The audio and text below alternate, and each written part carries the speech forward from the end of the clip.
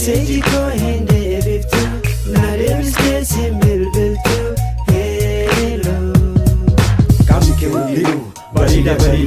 barida michiko ashita kichiko barido romiya mujabiya kiya ni argani beka ironi hundinu silanu sibarba ana malenjero kan siga machisu dira jalu osona jalata mijite malimna tibonta namali adunya tanara barina kakoti enjiro majita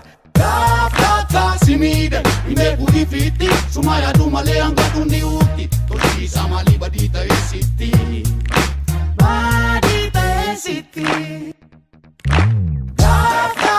simida imebudi fiti sumaya dumale angadundi uti toshi samali badita esiti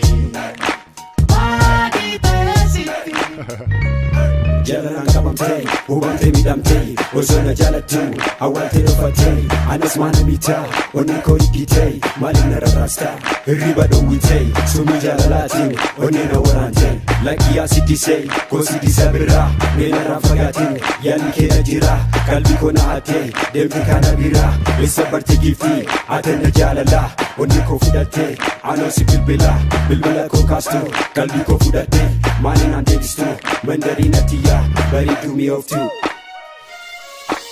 Akansi jalu peta Oson silalu demta Kanapete na ponta Huye Taira pije dime finkare sini jalati ko wakame tole sanjai Barama kenga pura bitti numini jalala ke kabame fisuko simida imegu ifiti sumaya dumale angadundi uti toshi samali badita esiti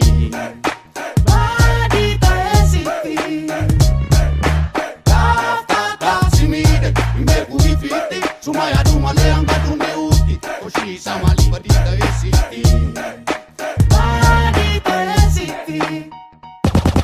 Barini hirike, mangola fakata Shuruban dubake, bitamir kakata Isina timbonin, amane jalata Jalalan kabamte, abjuna agarta Wantani narge, atisni agarta Susina titate, samu kona kote Rakona dabalte, rakini ko sagal Atis dabalamte, rako sagaltami Saganna titate